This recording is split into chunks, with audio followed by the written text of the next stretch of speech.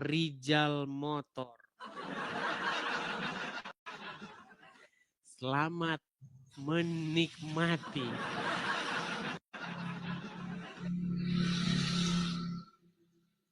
Gimana kabarnya Rijal? Dis, kenapa kau nggak berani naikin aku lagi, Dis? Nggak berani, ini buktinya kamu sih naikin gimana? Iya udah sering aku minta naik. Mana kemarin kamu nggak naik?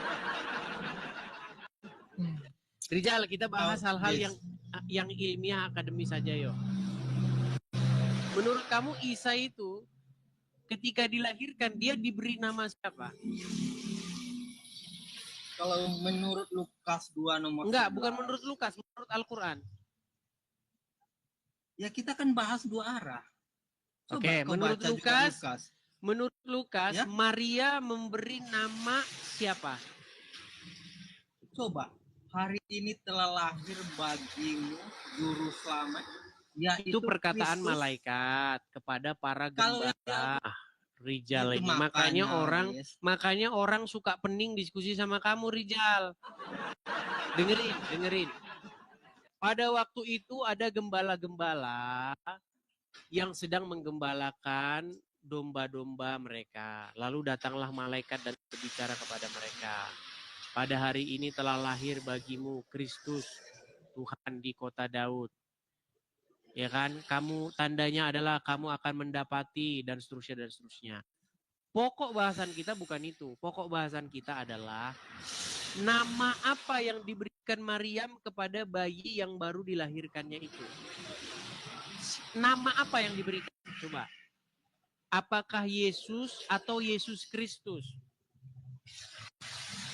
Gak ada Maryam ngasih nama Yesus kepada anaknya, gak pernah.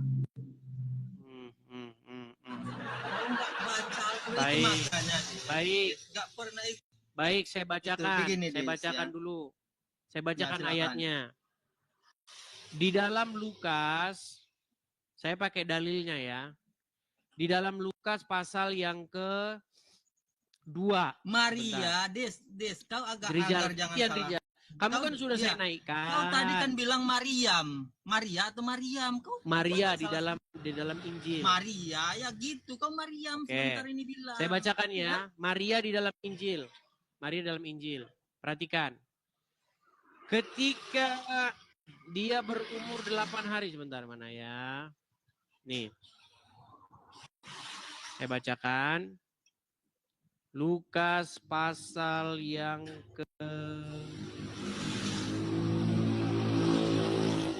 Suaramu berisik sekali, Rijal. Pasal yang kedua ayat 21. Dan ketika genap 8 hari dan ia harus disunatkan, ia diberi nama Yesus. Atau Yeshua dalam bahasa aslinya. Yaitu nama yang disebut oleh malaikat sebelum ia dikandung ibunya. Pertanyaan saya, menurut Al-Quran, Maryam memberi nama anaknya itu siapa? Isa doang atau Isa Al-Masih? Kau tahu nggak, Isa Al-Masih itu adalah pernyataan Al-Quran, bukan nama yang diberikan oleh ibunya. Al-Masih itu gelar, ya. Kau tahu apa Al-Masih? Iya, tapi dalam Al-Quran namanya Isa Al-Masih. Bukan Maryam yang ngasih nama Al-Masih itu. Al-Masih itu gelar yang dikasihkan kepada Isa tadi. Baik. Kalau Maryam itu ngasih nama Isa. Oke, baik. Ya, baru kalau saya tunjukkan bahwa namanya Isa Al-Masih gimana? Benar namanya setelah dia dapat gelar, setelah dia jadi nabi. Bukan, bahkan sebelum dia lahir. Coba bukakan surat Ali Imran ayat 45. Itu makanya sama saya bilang tadi, ketika malaikat itu datang kepada gembala-gembala, dia ngasih siapa? Kristus. Yang macam itu bukan nama, Peang. Kalau nama, orang-orang pasti nggak paham. Contoh, ada malaikat-malaikat datang kepada para gembala. Hari ini telah lahir Udin. Orang pasti bingung, Udin siapa? Makanya hari ini telah lahir bagimu Kristus. Kristus itu gelar. Orang-orang Yahudi itu paham Mesias. Hari ini telah lahir sang Mesias. Mesias itu apa? Dalam benak orang Yahudi, Jadi Sang Mesias itu adalah sosok yang dinanti-nantikan. Ya, Nah, makanya sekarang kau tenang paham. dulu, tenang. Di dalam Al-Quran surat Maryam ayat 45, Al-Masih itu nama, bukan gelar. Coba bukakan. Surat Maryam ayat 45. Udah, aku jawab ya. Udah. Bukakan Kau dulu ngerti surat nggak? Maryam ayat 45. Kau takut ditanya masalahnya. Ya? Coba surat Di Maryam sana 45. dikatakan telah lahir, Lukas 2 nomor 11 itu, telah lahir bagimu juru Aduh, selamat dari yaitu tadi. Kristus. Coba gini Rijal, apakah kamu mau Tuhan membuka di kota kamu Daud. mau membuka Ya? surat Maryam ayat 45 enggak? Jelas nggak sama kau itu? Nah, ini sedikit lagi deh, sedikit ya, sebentar. Baiklah, ya. kalau tidak membuka, saya bentar turunkan di dulu, bawah. bentar dulu. Kamu tidak mau membuka surat Maryam ayat 45. Di situ jelas-jelas namanya Ismuhu, nama dia. Al-Masih, nama itu gimana? Makanya saya bilang tadi namanya adalah Presiden Joko. Sejak kapan Al-Masih itu bagian dari namanya? Aduh. Oke, kita kasih lagi naik, ada Gus Adam.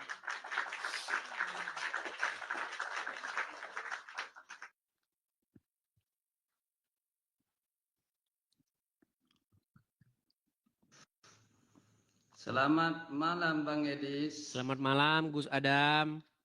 Silakan Gus Adam, nyalakan kamera Anda. Gimana kabarnya, sehat? Kabar baik. Silakan nyalakan kamera Anda Gus Adam. Ya. Ada yang mau saya tanyakan ke Bang Edis. Kan Bang Edis ini seorang Kristen, otomatis lebih paham daripada saya. Apa itu? Di sini ada Bible ya. Oh, barusan saya sudah beli baca semua. Oh, udah. Oke. Saya nemu ini, Di Nemu? sini begini Bang Edis. Ya, nemu. Bohong aja kerja orang Islam. Ya, kami sudah tahu dengan tabiat kalian yang suka berdusta. Apa-apa. Namanya ajaran pendusta kok, bagaimana. Silakan. Begini Bang Edis, saya mau tanya kepada Anda. Apa itu? Adakah di dalam nubuatan Musa bahwa Tuhan itu berupa manusia? Karena begini, di dalam Bilangan 23 nomor 19, Allah itu bukanlah manusia, bukan Allah Bang. Tenang.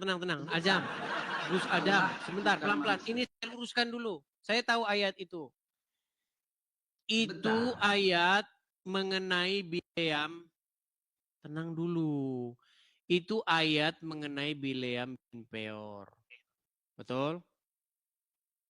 Coba Anda baca perikopnya. Coba Anda baca perikopnya, silakan.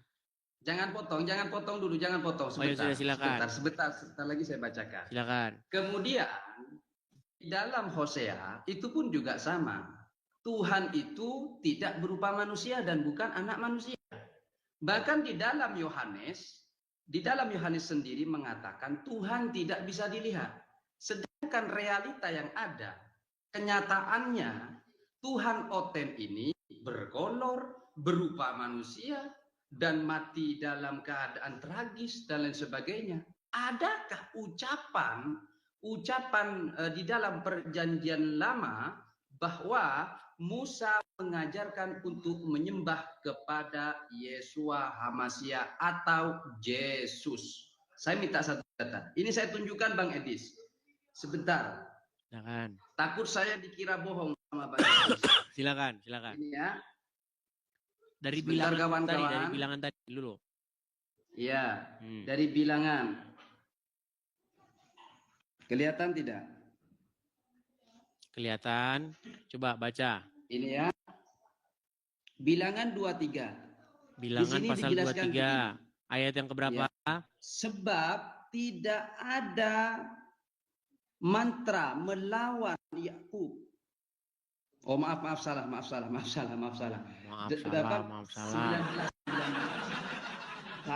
Salah. Ini. Allah, ini perhatikan. Allah bukanlah manusia hingga ia berdusta Jadi kalau orang yang mengatakan Allah itu manusia, berarti dia tukang dusta, yaitu Oten, saudara. Dan bukan anak manusia. Tertulis dalam Bilangan 23 dan ayat ke-19. Ini coba kamu baca dulu dari ayat yang pertama, coba. Ya enggak perlu, saya minta penjelasan kepada kalau Anda. nggak perlu ya gimana kamu mau naik ke sini? Gimana kamu mau mendapat penjelasan kalau kamu nggak perlu? Makanya saya minta penjelasan. Kalau nggak perlu ya berarti nggak perlu kamu naik ke sini. Coba jelaskan kepada saya. Ini kan terjadi kontradiktif berarti kan? Tidak kontradiktif.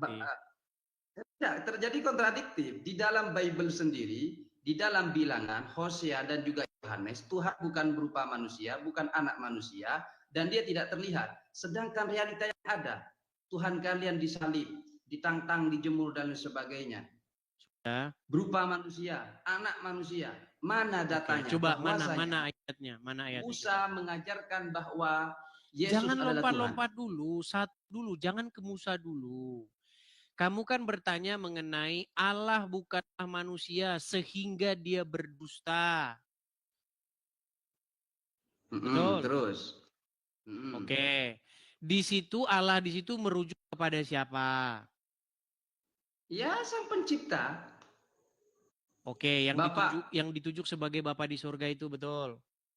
Iya. Ya memang betul, Bapa di surga itu bukan manusia memang. Sehingga dia berdusta.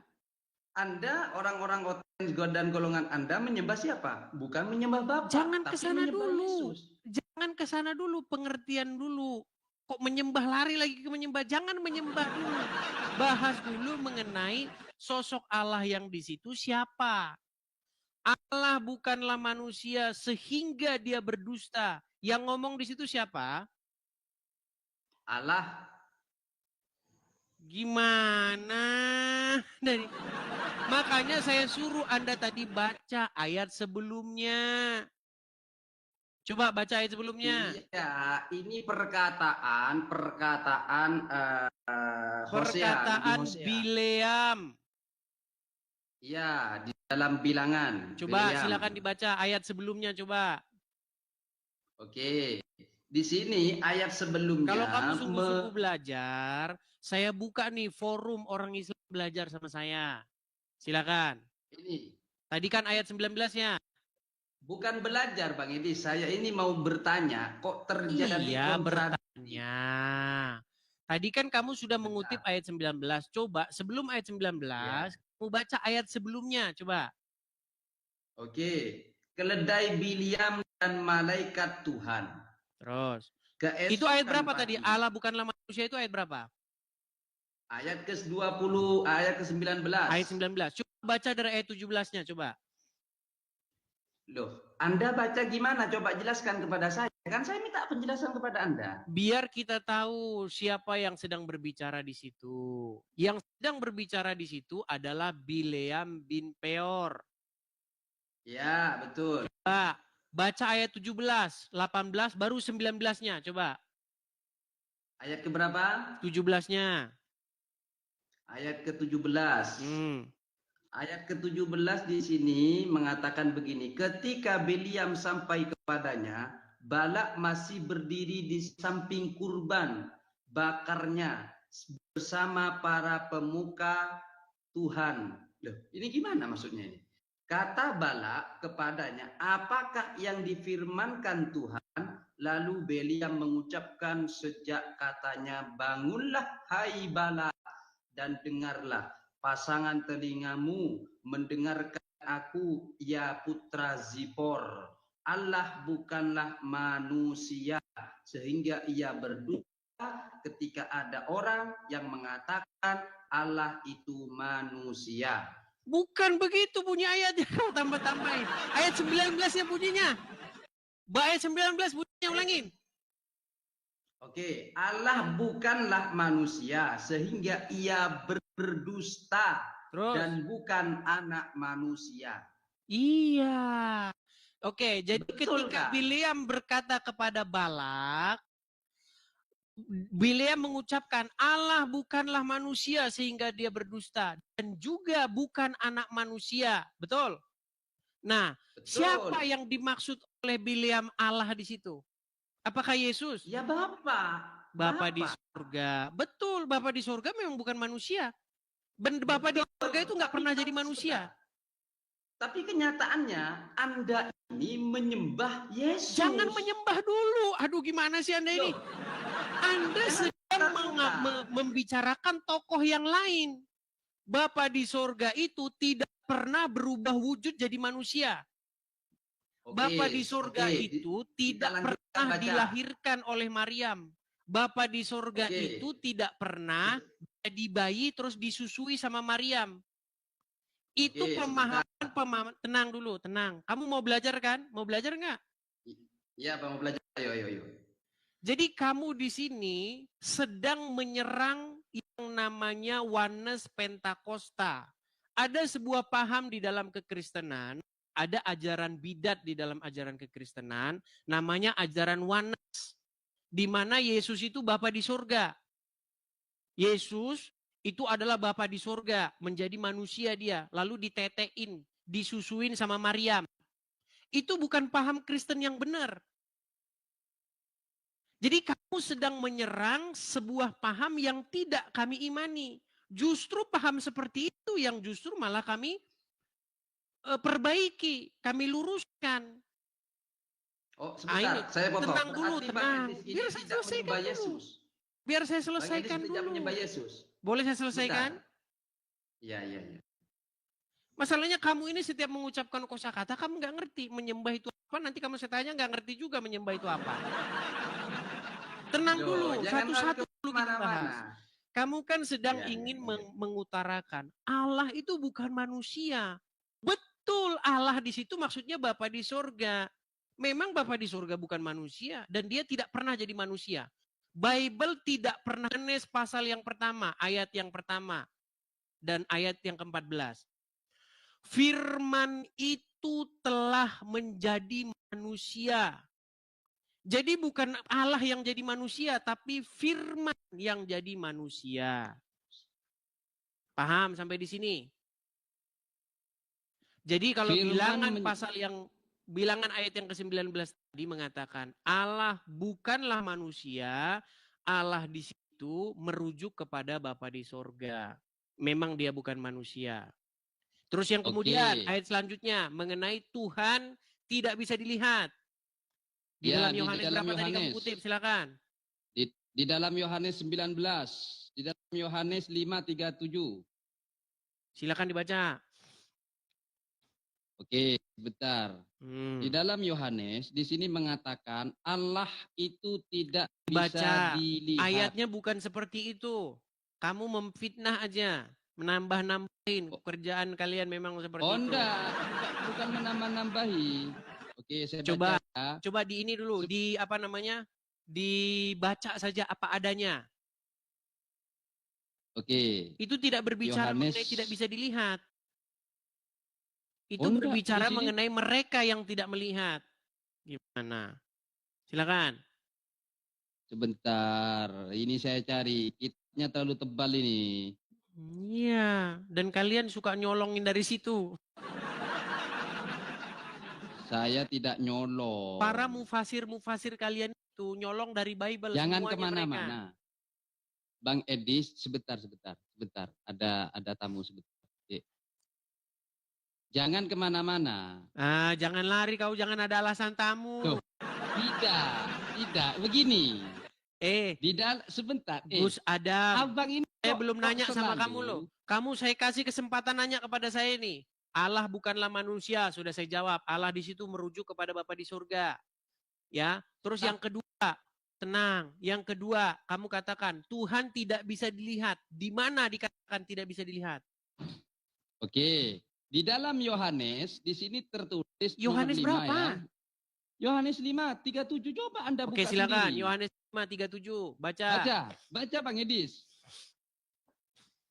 Baca. Yohanes 5 ya, saya bukakan. Ya, baca. Yohanes 5:37. Kita bukakan Yohanes pasal yang ke-5. Nanti giliran kita bertanya balik ya Adam ya. Kau jangan lari ya. Loh, saya ini pantang Baik. Yohanes pasal yang kelima ayat 37. Ya. 37. Bapa yang mengutus aku, dialah yang bersaksi tentang aku. Kamu tidak pernah mendengar suaranya dan rupanya pun kamu tidak pernah lihat. Juder. Oke, di situ Yesus sedang berbicara dengan siapa? Gimana? Di situ Yesus sedang berbicara dengan siapa? Berbicara kepada muridnya yang bernama Yohanes. Botol. Yesus sedang berbicara dengan orang-orang yang tidak percaya kepadanya. Saya bacakan ayat penuhnya. Makanya jangan comot-comot satu ayat. Dengar Adam. Saya tidak Kamu sudah nanya kepada saya, giliran biarkan saya menjawab. Oke? Oke. Baik. Tapi boleh saya membaca baca ayat ya? sebelumnya. Kita mulai tenang. Kita mulai dari tadi 37 ya, 37. Ya. Kita mulai dari ayat yang bentar. Kalau kita baca dari atas, ayat 19-nya berkata begini. Maka Yesus menjawab mereka. Siapa mereka ini? Mereka ini adalah ahli-ahli Taurat dan orang-orang Farisi. Katanya begini. Dari mana? Sebentar. Dari mana Anda mengatakan ahli Taurat dan orang ahli Farisi? Dari ayat-ayat sebelumnya. Coba bacakan dulu. Sebab itu orang-orang Yahudi lebih berusaha lagi untuk membunuhnya. Bukan saja karena ia meniadakan hari Sabat, tetapi juga karena ia mengatakan bahwa Allah adalah Bapaknya sendiri. Dengan demikian dia menyamakan dirinya dengan Allah. Maka Yesus menjawab mereka, katanya, Aku berkata kepadamu, sesungguhnya anak tidak dapat mengerjakan sesuatu daripada dirinya sendiri, jikalau tidak ia melihat Bapa mengerjakannya. Sebab apa yang dikerjakan Bapa, itu pula yang dikerjakan anak. Dan seterusnya, dan seterusnya. Bapa tidak menghakimi siapapun, melainkan telah menyerahkan penghakiman itu seluruhnya kepada anak. Supaya semua orang menghormati anak, sama seperti mereka menghormati Bapa. Barang siapa tidak menghormati anak, ia juga tidak menghormati Bapa yang mengutus dia. Aku berkata kepadamu, di sini itu orang-orang Yahudi yang ingin membunuh Yesus. Nah, aku berkata kepadamu, di sini kalian maksudnya. Aku berkata kepada kalian, sesungguhnya barang siapa yang mendengar perkataanku dan percaya kepada dia yang mengutus aku, ia mempunyai hidup yang kekal dan tidak turut dihukum, sebab ia sudah pindah dari dalam maut ke dalam hidup. Aku berkata kepadamu, sesungguhnya saatnya akan tiba dan sudah tiba bahwa orang-orang mati akan mendengar suara anak Allah dan mereka yang mendengarkannya akan hidup. Sebab sama seperti Bapa mempunyai hidup dalam dirinya sendiri, demikian juga memberikan kuasanya kepadanya untuk menghakimi karena ia adalah anak manusia. 28-nya. Janganlah kamu heran akan hal itu, sebab saatnya sudah tiba bahwa semua orang yang ada dalam kuburan akan mendengar suaranya. Dan mereka yang telah berbuat baik akan keluar dan bangkit untuk hidup yang kekal. Tetapi mereka yang telah berbuat jahat akan bangkit untuk dihukum. Kita ke ayat 37-nya ya. Ini terus ini ya, masih panjang. Kita ke ayat 7-nya. Perhatikan. Bapa yang mengutus aku, dialah yang bersaksi tentang aku. Kamu tidak pernah mendengar suaranya dan rupanya pun tidak kamu lihat. Di sini bukan tenang. Di sini bukan menyatakan bahwa dia tidak bisa didengar suaranya, bukan. Tetapi di sini berbicara bahwa orang-orang tersebut yang ingin membunuh Yesus tidak pernah mendengar suara Bapa di surga itu. Bukan suara Bapa di surga tidak bisa didengar. Anda menafsirkan itu dari mana? Bunyi ayat itu sendiri. Perhatikan, saya bacakan. Kamu tidak pernah mendengar suaranya. Berarti yang tidak pernah mendengar suaranya adalah sosok kamu, betul? Kepada siapa? Bapak apa bukan? Sebentar. Yang tidak pernah mendengar suaranya di sini adalah sosok kamu, betul? Iya. Nah, bukan berarti suaranya tidak bisa didengar, tetapi orang tersebut yang tidak pernah mendengar suaranya. Sama seperti begini, Kamu nggak pernah ketemu sama Edis langsung. Bukan berarti Edis itu nggak bisa ditemui, tapi kamu yang tidak pernah bertemu dengan Edis. Ini orang Islam ini susah setengah mati memahami hal sederhana. Sudah. Nah, ya, pertanyaan saya Pertanyaannya begini, apa? Pertanyaan saya. Pertama, di dalam Hosea, kemudian di dalam Yohanes, di dalam Bilangan itu jelas.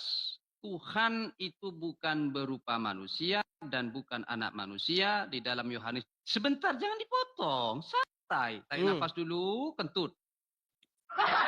Ya. Tarik nafas dulu Bang Edi. Jangan panik. Di dalam Yohanes itu jelas Tuhan tidak bisa dilihat dan tidak bisa didengar. Sedangkan realita yang ada, Tuhan oten-oten orang-orang yang tidak berkompeten ini berwujud manusia. Pertanyaan saya, apakah Anda oten-oten ini menyembah manusia atau menyembah Bapa?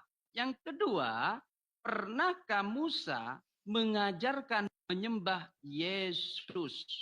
Itu jawab pakai data. Jangan pening, Bang Edis. Jangan tutup akun ya. Jangan tutup akun. Baik, saya tanggapi ya. Baik, saya tanggapi. Jadi pernyataan kamu ada yang salah tadi. Tuhan tidak berupa manusia dan tidak bisa didengar. Kata kamu tadi kan? Terus? Betul nggak? Nah, kata-kata tidak bisa didengar itu salah. Maksudnya orang tersebut yang tidak pernah mendengar suara Tuhan. Nah, terus kamu sedang melakukan argumentum stromen falasi. Di mana kamu di sini sedang membicarakan sosok Tuhan yang merujuk kepada Bapa di surga.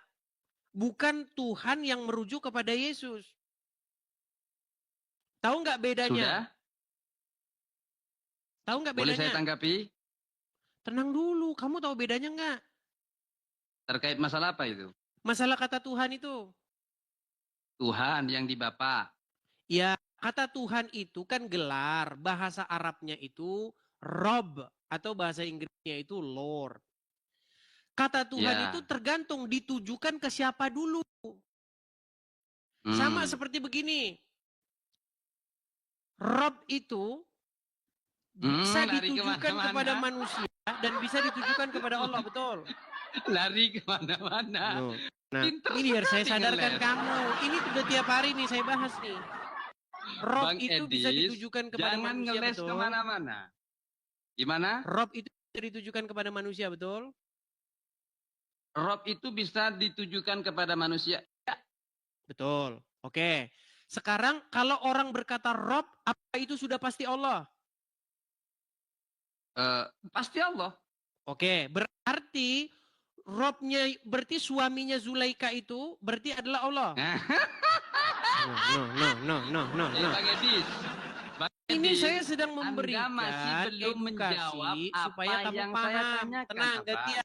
Abangku, Gus Adam, tenang. Abangku, biar saya menghormati Anda loh. Biar Anda paham. Anda bla-bla sebagainya. Tenang, biar Anda paham. Kata Tuhan yang Anda pertanyakan, yang Anda katakan bukan manusia. Bible. YHWH diterjemahkan dalam makanya saya kalau ngomong kamu dengarkan dulu. Iya. Di dalam Bible terjemahan LAI kata Tuhan itu ada dua sosok di situ. Tuhan yang besar semua, T besar, U besar, H besar, U besar, N besar. Itu merujuk kepada Bapa di surga yang mengutus Yesus. Iya. Kalau kamu mengatakan bahwa Tuhan bukan manusia, bukan berupa manusia, dan juga dia tidak dilahirkan, dia tidak disusui oleh Maryam, betul, karena kata Tuhan itu merujuk kepada Bapa di surga. Sama seperti kata Rob, makanya tenang. Sama seperti kata Rob itu ditujukan ke siapa dulu? Itu ke raja, Sayyid. Oke, kalau dia ditujukan kepada raja, berarti Rob di situ manusia, betul nggak? Ya. Oke, kalau Rob ditujukan kepada Allah manusia nggak? Bang Edi. Tunjukin hal yang Saya sepadan, ini kamu nggak mau. Nah, Edis ini mau menggiring saya Kamu agar menggiring. ikut apa yang saya tidak dinarasikan menggiring, Bang Edis. Gimana Anda ini? Bang Edis, Anda itu coba fokus di apa yang saya pertanyakan. Real Anda ini menyembah Yesus apa menyembah Bapa? Nah, sekarang Anda Gitu. bicara menyembah. Baik, kita ke tahap selanjutnya. Jadi sekarang sudah clear ya bahwa kata Tuhan di situ bukan merujuk kepada Yesus, tapi merujuk kepada Bapa di surga. Begitu juga Bapa di surga. Oke. Jadi Bapa di surga itu memang Bapa benar dia di tidak surga. dilahirkan. Tapi realita yang ada Tuhan Anda dilahirkan. Iya, karena itu merujuk kepada Yesus. Tuhan itu kan gelaran, Abdul, sama seperti kata Rob, itu gelaran. Artinya penguasa. Iya. Ini gimana ya, orang Bang ini gak Edis nyambung-nyambung. Oh, bukan tak nyambung-nyambung Bang Edis, bukan tak nyambung-nyambung. Coba Bang Edis ini berusaha mengalihkan pembicaraan saya. Mengalihkan, tidak mengalihkan. Gimana sih? Begini. Bapak kan saya sama anak itu berbeda, tetapi gelarnya sama-sama Rob. Bapak itu juga Rob, Tuan. Bapak itu Tuan juga, atau Tuhan, sama itu. Anak juga Tuhan juga, atau Tuhan juga.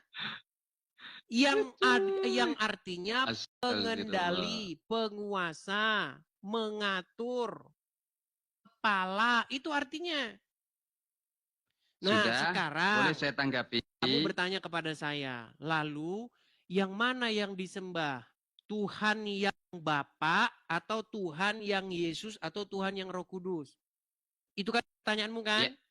Oh, berarti Tuhan Anda ada 3, Tuhan Bapa. Kamu aja ada 2 kok, gimana sih? Roh kamu saya ada 2, kok kamu permasalahkan roh kami ada 3? Oh, berarti saudara, yang saya tangkap dari pembicaraan Bang Edis, Tuhan Kristen ini ternyata ada 3. Tuhan Bapa, Tuhan Roh Kudus, Tuhan Anak. Yang ketiganya disatukan 1. menjadi 1. Jadi yang ketiganya adalah 1. Coba saya mau tanya terakhir ke Bang Edis. 1 tambah 1 berapa Bang Edis? 2. 2 tambah 1? 3. Bapak berapa? 1. Roh berapa? 1. Jadi berapa ini? 2. Terus anak Allah berapa? 1. Ini berapa? 3. 3. Kenapa kok jadi 1? Karena ketika kita taat sama Yesus sama saja dengan taat kepada Bapa sejatinya. Saya nggak pusing memahami itu. Gak nyambung Bang Edis. Gak nyambung sekali Bang Edis. Buktinya Coba Anda ketika patuh Edis sama Muhammad sama saja patuh sama Allah. Loh, karena itu perintah Allah. Ya sama, itu karena perintah Bapa di surga untuk perintah Allah Yesus. Subhanahu wa taala. Dalam sama Al-Quran, itu perintah Bapa di surga untuk mempertuhan wa manahakum anhu fantahu. Itu jelas. Kami tidak pernah menuhankan Nabi Muhammad. Iya, masih saja bahasa. Sekarang begini. Tunjukkan satu data sebentar, kepada Gus saya. Adam. Loh. Tenang, kamu kan sudah nanya terus ini. Boleh gantian? Ya, karena abang masih belum menjawab apa yang saya tanyakan. Kita bahas mengenai menyembah ini. Menyembah. Pertanyaanmu tadi begini. Masalah Musa. Musa bahwasanya mengajarkan bahwasanya Tuhan. Nanti ke Musanya nanti. Satu-satu dulu. Masalah menyembah tadi Anda katakan. Lalu kalau begitu yang disembah yang mana? Yang Bapa di surga, yang Yesus atau yang Roh Kudus? Berarti kalian menyembah 3 dong. Nah, sekarang saya mau tanya dulu. Menyembah yang Anda maksud itu gimana? Apa yang Anda maksud menyembah ini? Innani anallahu la ilaha illa ana fa'budni. Kan orang muslim ini memang kayak gini, ditanya menyembah nggak tahu. Loh, menyembah itu kan bahasa Indonesia, bener nggak? Fa'budni maka sembahlah aku. Oke, bahasa Arabnya apa? Allah. Bahasa Arabnya. Apanya? Gus Adam. Abdun. Coba kamu dengerin saya Gus Adam ya. Coba perhatikan. Apakah suara saya bisa kamu dengar dengan baik? Putus-putus suaranya. Jelek jaringan Anda. Pantesan.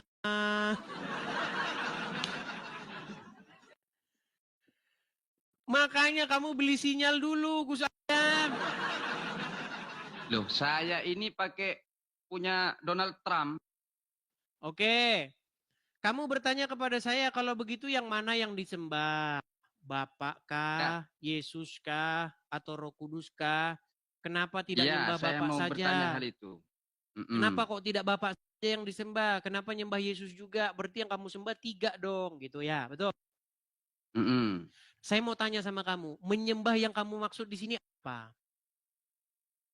Menyembah itu ya kita berritual ibadah kepada Dia. Bahasa Arabnya apa? Bahasa Arabnya abadah. Abadah. Apa kata dasar abadah itu?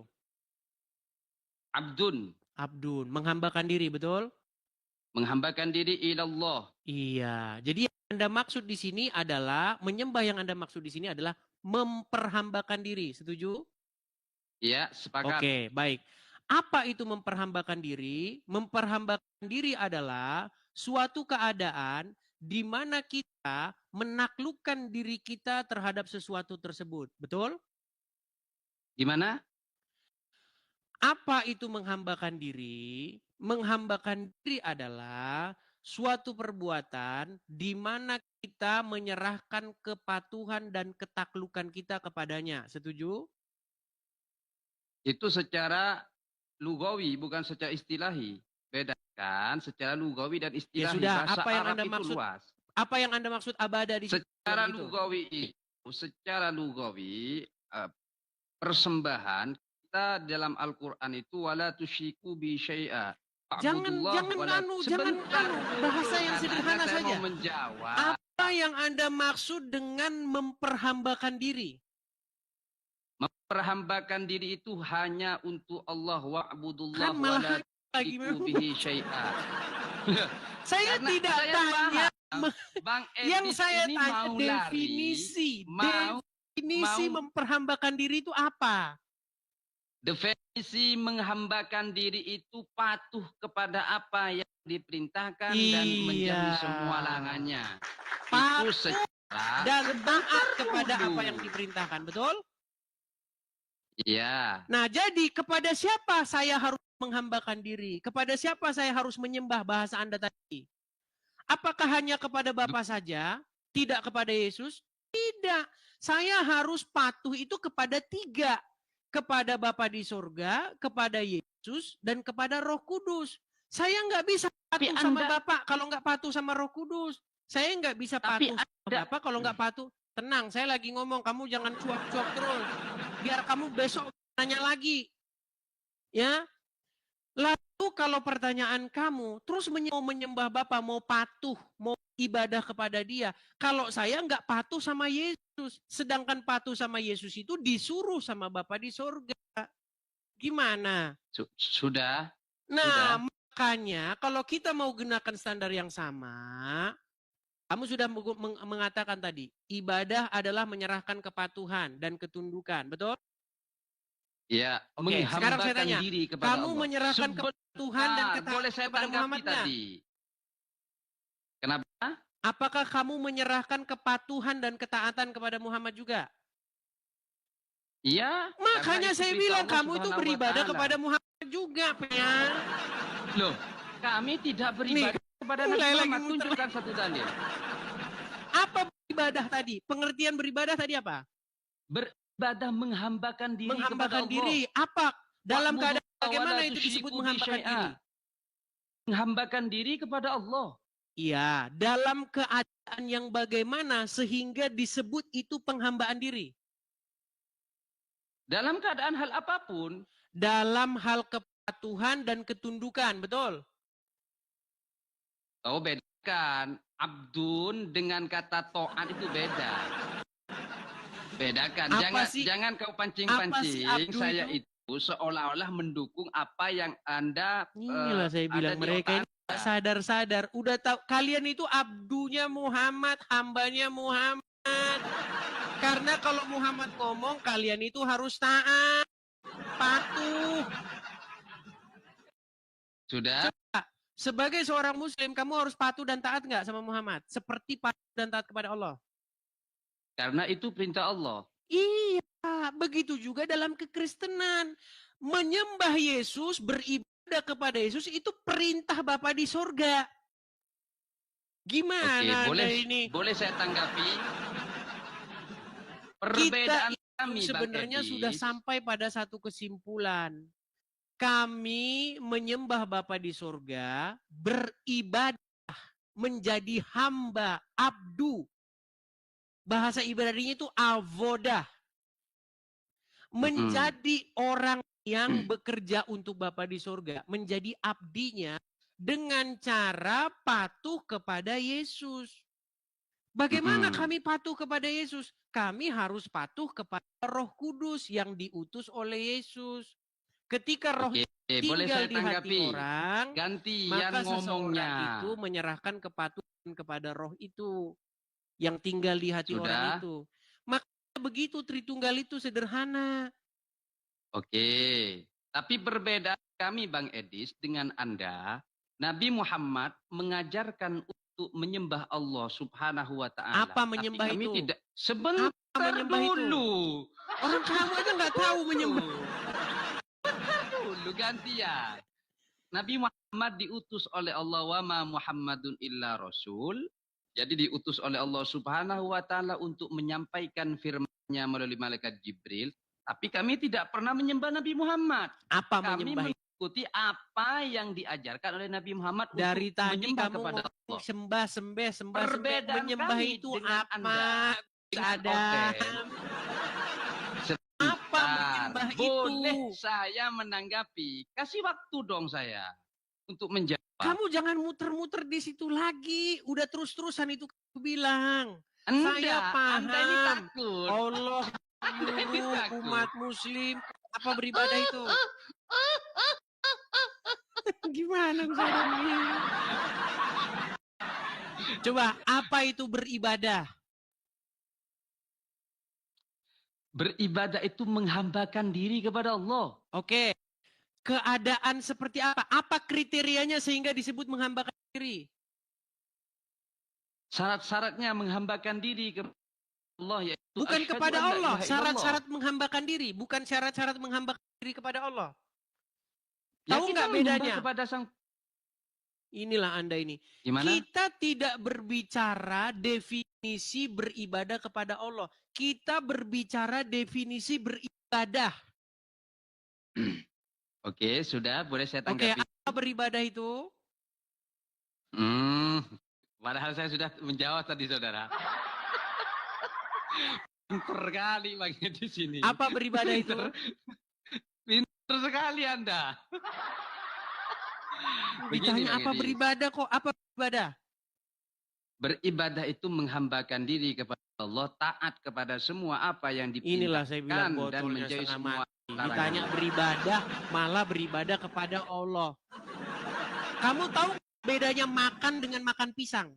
Tahu nggak bedanya? Beda. Beda. Apa pengertian makan? Makan itu sesuatu yang kita masukkan ke dalam perut. Oke, kalau makan pisang? Makan pisang sesuatu yang dibuka. Kalau makan adalah perbuatan memasukkan sesuatu ke dalam mulut, mengunyahnya dan menelannya. Kalau makan pisang, perbuatan memasukkan pisang ke dalam mulut, mengunyahnya dan memasukkannya ke dalam perut. Nah, sekarang saya tanya, pengertian ibadah bukan pengertian ibadah kepada Allah. Apa ibadah itu? Ibadah menghambakan diri. Menghambakan diri. Dalam keadaan bagaimanakah sehingga perbuatan itu disebut menghambakan diri? Dalam segala hal. Maksud saya begini loh. Sesuatu dikatakan menghambakan diri, seseorang dikatakan menghambakan diri ketika dia berbuat apa? Bang Edis, berarti saya tinggal sedikit ini. Wah, alasan aja itu. Enggak, memang ada kewajiban saya sebentar lagi. Ini saya kasih tahu Gus Adam. Menghambakan diri adalah suatu perbuatan di mana kamu menyerahkan ketaklukan, ketundukan kamu terhadap sesuatu tersebut. Contoh. Anda Sebentar, dari biar saya mana selesaikan. itu? Kalau kamu takluk, taat, patuh, tunduk kepada iblis, maka disebutlah kamu itu hambanya iblis. Setuju nggak? Tidak setuju. Ya sudah, ada nggak hambanya iblis? Ada. Oke, berbuat apa dia sehingga disebut hambanya iblis? Menyembah selain Allah, yaitu menyembah Tuhan yang berupa manusia. Ya, kamu tidur aja di bawah sana. Kamu tidur di bawah sana. Pusing kau. Jadi sebenarnya mereka itu pura-pura nggak tahu, teman-teman. Saya pasti paham mereka tahu, karena sudah banyak di sini yang sudah sadar gitu loh.